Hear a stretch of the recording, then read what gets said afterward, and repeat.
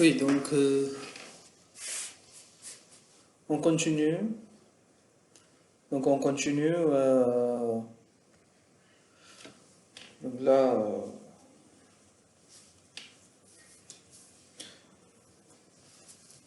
donc la première méthode qu'on va regarder, si on utilisons, en fait, on va essayer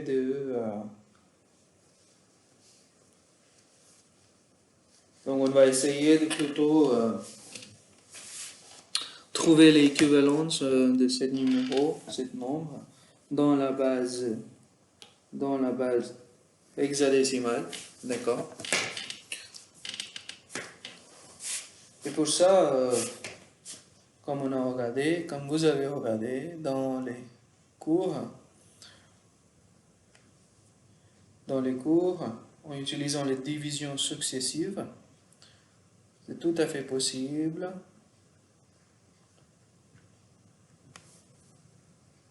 de trouver le codage de décimale vers notre base B, notre base hexadécimale ou octale, d'accord? Donc, si vous ne trouvez pas le slide, c'est slide 14 dans le deuxième cours, ok? Donc, les méthodes, ça consiste en division successive, d'accord? Division successive. Chaque fois vous divisez, vous regardez les coefficients et sauvegardez le reste. Et vous continuez jusqu'à vous avez le coefficient qui est inférieur de la base. Donc là, ici, par exemple, dans les exemples, dans les cours, une fois on obtient le quotient 1 qui est inférieur de 16, les valeurs de la base, on s'arrête. D'accord? Voilà. Donc on va faire la même. Donc en suivant les mêmes étapes, ici vous avez le nombre divisé par 16. Donc vous obtenez le quotient là et le premier reste ici. Après, division de ce numéro par 16, quotient il est là et il nous reste 12. Même chose, division par 16.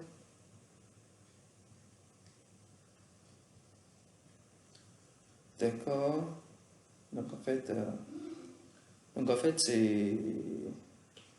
Je m'excuse, c'est en fait... il y a 0 ici. Hein. C'est ça. Hein.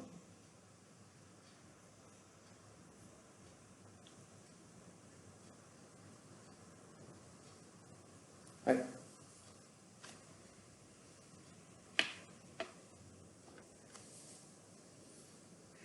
Pardon, excuse-moi, il n'y a pas de... Il n'y a pas de 0 là. Voilà. Après, il nous reste... vous avez... On obtient un coefficient et il reste 11. Et après, les coefficients 0 et... les coefficients est 10. Hein.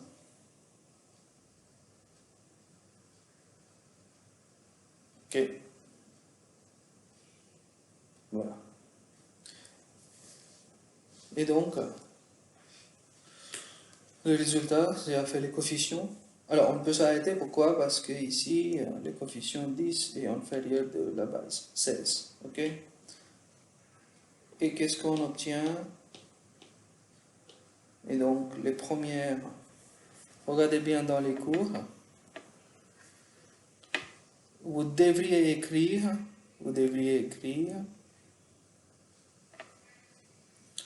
dans le sens inverse. Ok? Donc, ici, vous regardez, vous avez les coefficients, tout dernier coefficient suivi par les restes. Ok? Et donc, même manière,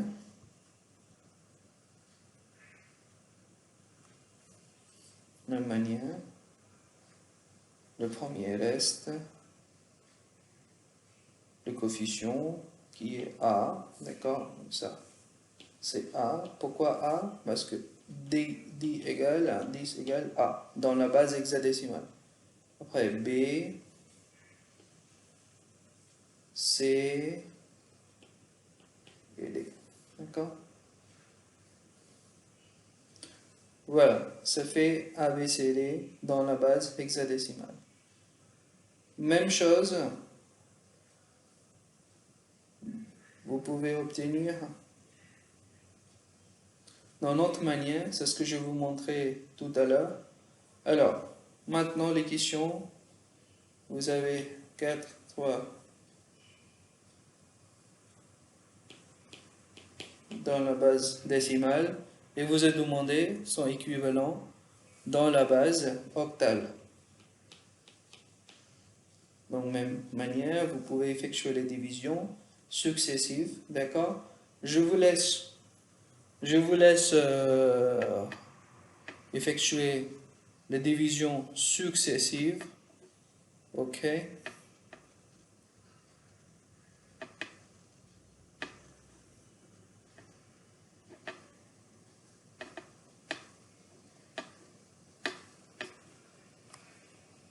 Je ne trouve pas le slide.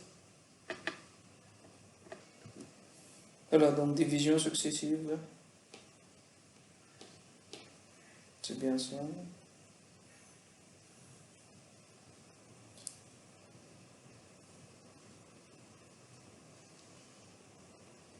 Pas 8, donc ça fait 39,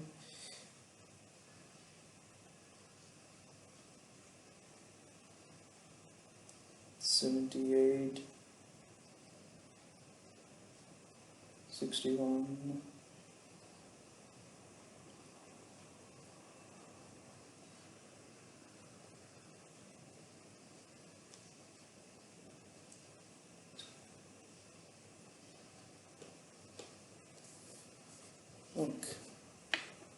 Donc il faut continuer la division, ok?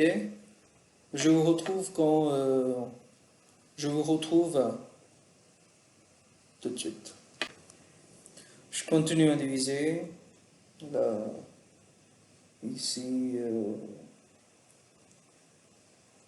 64, 47.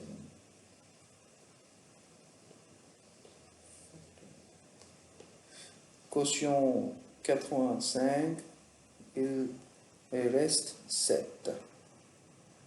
Alors, même chose.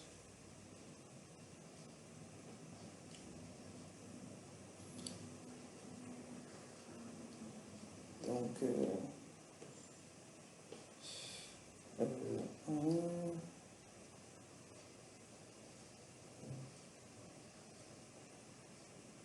Et il me reste 5. D'accord.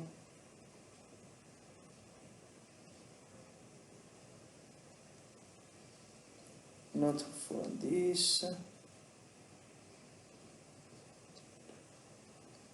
Et il me reste 2. D'accord. Voilà. On obtient 2 comme les coefficients, comme les quotients, et 2, il est inférieur à 8. Donc on peut s'arrêter. Et donc là, ici, en fait, l'équivalente, plutôt le premier coefficient, 1, 5, 7, 1, 5. C'est ça.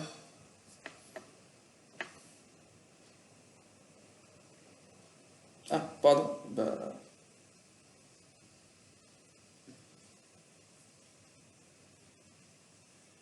Ah, pardon. Ici, j'ai fait un petit erreur.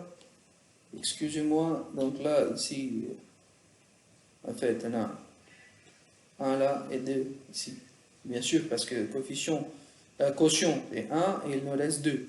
Donc, en fait, désolé, c'est plutôt 1. Et c'est pareil, on peut s'arrêter là. Pourquoi? Parce que coefficient 1, il est inférieur à 8. D'accord? 1, 2, 5, 7, 1, 5 dans la base 8. Ok? Voilà, voilà. Donc vous avez la base 8, base 16 et base 10. Vous avez trouvé tous les trois. Alors j'aimerais bien vous montrer une autre méthode, une autre manière de déduire, pour déduire le même résultat. Donc vous avez déjà dans la base binaire, vous avez déjà dans la base binaire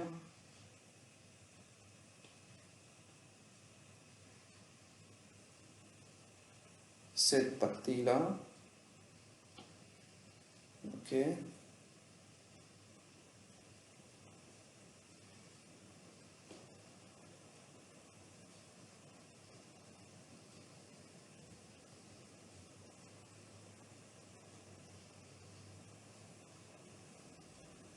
Ok.